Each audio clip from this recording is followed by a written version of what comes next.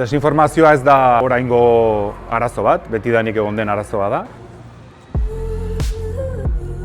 Egia da orain adimen artifizialaren erabileraren areagotzearekin, eskaintzen ditula tresna eraginkorragoak eta zailtzen dutenak egia edo benetokotasuna eta gezurra dena bereizteko, ez? Gero eta zailagoa da, ez? Are gehiago badaude adimen artifiziala baliatzen duten tresnak desinformazioa detektatzeko.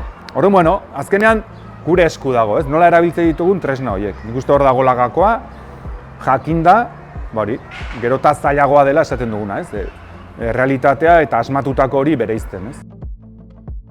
Orain dela 2 urte sortu zen aukera bat, Kataluniako hedabide gehien biltzen dituen Amike elkartearekin. Jakinaren gainean jarri gintuzten, bazutela egitasmo bat, adimen artifiziala baliatzen zuten tresna desberdinak bildu eta nolabait kazetarien eta erredaktoreen lana errazteko helburuarekin, ez? Oso argi zuten tresna horiek behar zutela kazetaria laguntzeko tresnak izan, ez bere lana ordezkatzeko, baizik, nolabait bere lan errepikakorrak eta pixkat errazago egiteko, bere benetako kazetaritza lanerako denbora gehiago izateko. Hortik sortu pauso gehiago eman ziren eta sortu zen plataforma laguntzailea atzetik du Larson izeneko plataforma bat, guk gurera ekarri dugu, gure euskaratik eta euskal kulturatik, eta laguntzailea izena jarri dugu zentzu horretan, ez? Azkenean nahi dugulako tresna horiek izatea erredaktoren, kazetarien laguntzarako.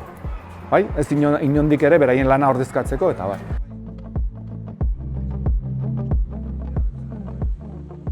Desinformazioari aurre egiteko eta gertukotasun horrek badula abantaila bat, beste azkenean, herritarrek egunero bizitzen duten realitatetik zailagoa da, ez? Azkenean guk hor badugu abantaila handi bat ere, guk euskarazko komunikabideen ekosistemak urte guztietan sortu duen eduki horren kalitatea eta nolabait zorroztasuna eta hor dago, eta guk horren arabera elikatzen baitugu tresna horien emaitzak ere fidagarriagoak izango dira. Orduan, hor ere, sortu dugun laguntzailea plataforman, zuk ematen diozu edukia.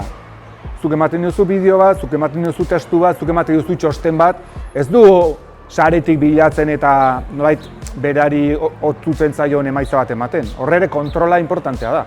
Edukien gaineko kontrola eta nolait emaitzaren gaineko kontrola. Eta beti esaten duguna, azkenean behar da, kazetariaren eta erredaktorearen gainbegiratzea eta azken emaitzaren berme hori, ez? Desinformazioari aurreiteko hori da azkenan. Tresnak ezagutzea, nola lan egiten ikustea eta gero emaitza ere gainbegiratzea. Nik uste hor dagoela gakoa.